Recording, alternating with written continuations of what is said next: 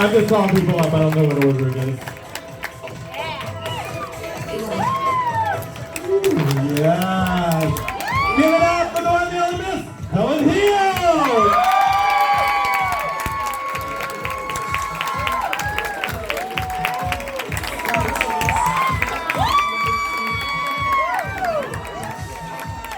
I really did mean that for mother-daughter. Same hairdresser. Ladies and gentlemen, Miss Rosalia Valentine!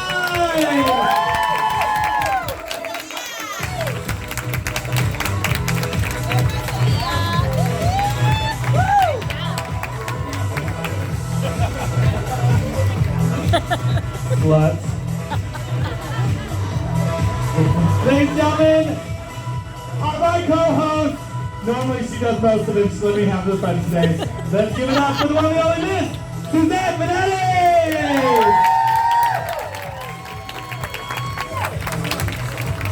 I still can't believe you got them to do with Conca. Everybody does what I ask. Ladies and gentlemen, Karen through you! And really quickly, Helen's gonna say something. I'm kidding. Okay, so I'm gonna tell you all this story. Pocket, kill it. I know the stories too, oh my god, you're so burned. Okay. Anyways, okay, so this is my backstory with Taryn really quick, okay? So I met her when I was 18 years old. How many people remember Club 21 Bojangles? Tells you how old I am, right? Okay, so I met her when I was 18 wearing pop collars and fitted blue jeans. And she was doing drag, and she was the first drag queen I had ever met. How many of you, she was the first one you had ever met? Crazy shit, huh? And she pulled me up on stage, because I was a little twink gay boy. She pulled me up on stage, and she was wearing her big old woman titty outfit, and it looked like this.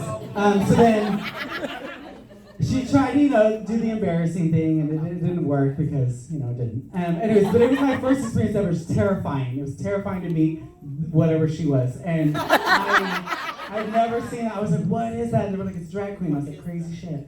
Okay, so the next time that I met her, I was still going to Bojangles because, Wednesday nights, hey.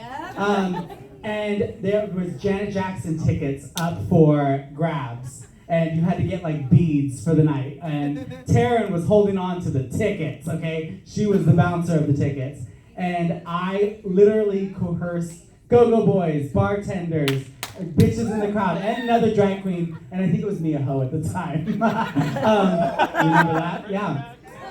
And I had gotten enough beads, and I won that night. And Janet Jackson's my favorite artist ever. Give it up for Janet Jackson. Her birthday was the other day. Anyways, and I just remember my first interaction with Taryn being that she was holding on to tickets, and she held on to those tickets. She made me wait right next to her for at least 20 minutes before she was going to give me the tickets. She wanted to see if anybody else was going to come. She wanted to be fair. But I just remember my first interaction with her is that she was holding on to the tickets. And she was staring at me. All right, I'm a little frightened boy. I'm small outside these hills. And there she is. And she's holding on to the tickets in front of me. I'm like, just give them to me, bitch. And I just remember hearing her voice for the first time just up close, and she was like, congratulations. And she gave me the tickets, and I ran outside and I screamed. Fast forward, some 10 odd years, and I'm doing drag at this point, and I was like, you know what? We need to get the most famous drag queen we can in the area. We're from Stockton. We didn't know any better, so I went to Sacramento, and I remember asking the people at Badlands, who is the most famous drag queen here? Who is the number one go-to? They're like, oh, you want the number one go-to? We want you to go downstairs, there's a door. We want you to go through that door, and sitting in there is a person. Okay, I was like, now, if you've ever seen a scary movie, and you've ever been to Badlands, you know when you go to the downstairs restroom, it's dark and it's red. So I'm entering the devil's chamber here, right? Go through the door, and they're sitting at a little table counting out cash or receipts or whatever, is Taryn sitting there, and I just recall her sitting at the table, doing her thing. And I'm like, hi, I'm here to speak to the drag queen. And she just slowly looks up at me. Yes. And so asked her if she would come and perform at my bar in Stockton, and she is so gracious, and she does this often, but she said, listen, work out whatever you can, wherever you are. If you have a budget, that's cool. If not, I can come down and see. I know Paradise. I've been around, blah, blah, blah. And so she was offering up her services to come to my little bar because we were starting up our first drag show ever. And she offered her services. She never came. But she offered her services.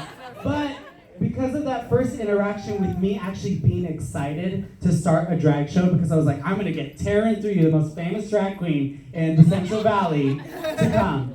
I bolstered enough interest in our club, and now we actually have a running drag show 7 years strong because of that first interest that she never showed up to. Fast forward, I'm now coming to Sacramento to do drag, and I'm going to just do this really quick. How many of you know who I am? Wonderful, thank you. You're welcome. I first come to Sacramento, I'm scared to death. I'm doing a contest by a queen named Chantal. Okay.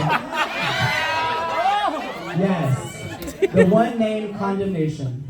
And she's holding a contest, a monthly, 1 year long contest, and I'm running for the month of April. And I'm upstairs shivering. I don't know what to do with myself. I'm like year 2 in drag, and I'm busted as fuck still. And I just remember being ready to get on stage. And right before I get on stage, here comes Taryn Through You, and she stops me and she goes, "Come here. I'm gonna help you out really quick." She turns me around. She puts in my straps that I didn't notice. She turns me around. She adjusts things. She goes, "Okay, what you want to do is blah, blah, blah, blah, blah, blah, blah, blah, blah." We get out there. And I just remember, I'm like, I remember her face. You can't forget that face. And I just remember, feeling really happy that somebody wanted to actually talk to me. Nobody would talk to me. And I was just coming off a very depressing, a lot of drag queens hating on me, because when you're a busted drag queen, that's what they do. They hate on you. I'm kidding. But they did. I lost all confidence in drag. I honestly did. And that day, that night, she instilled just a little bit of touching up, just a little bit, as your girlfriends do. And I walked out on stage, and I kicked ass, and I became a member of Sidetracks, and I got to work with Apple and Mercury and Luna and other people. And May, and yeah, well, you didn't come on until later. Anyways, ever since then, I got better and better and better, but she has always been there for me. She has always instilled a little bit, and to this day, even to this day, she will still, come here, turn around, and touch me up, and she'll still do little things as a mother would, and that's why we've adopted each other. So I wanted to say happy birthday to you, because for the first time ever, we're on a stage working together on a constant basis. You're such an inspiration. You're such a big giver back to community. She's a bitch. But you know what? Sometimes it takes a bitch to get shit done, right? That's right. And I know no other bitch that can get shit done like this woman gets shit done. Okay? She takes nobody's crap. She's lenient to no one. She is an equal opportunity hater.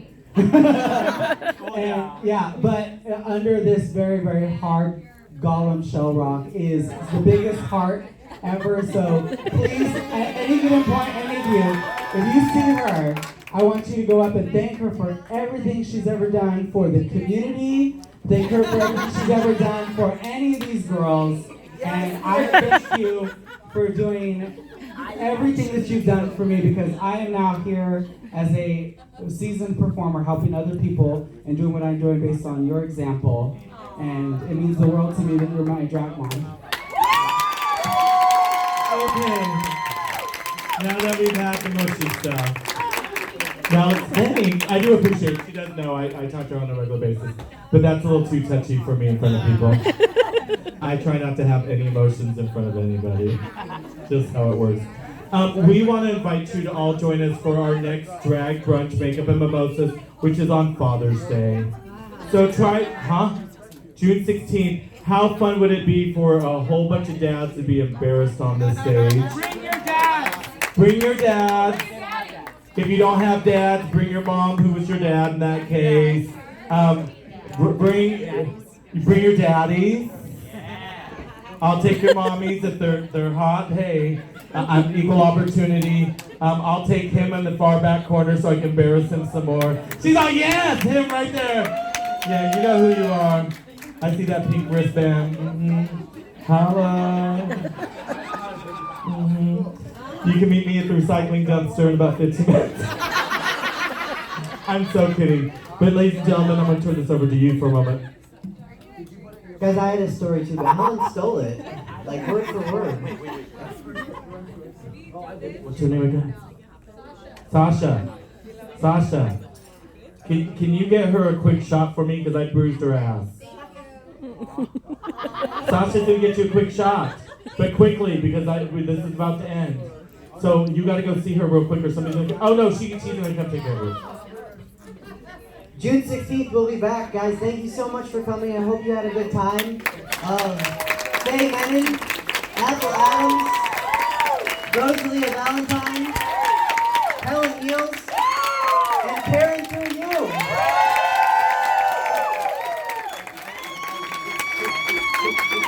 I love you guys. I love it. You brought it back. You made it yours. You owned it. We'll see you in a month.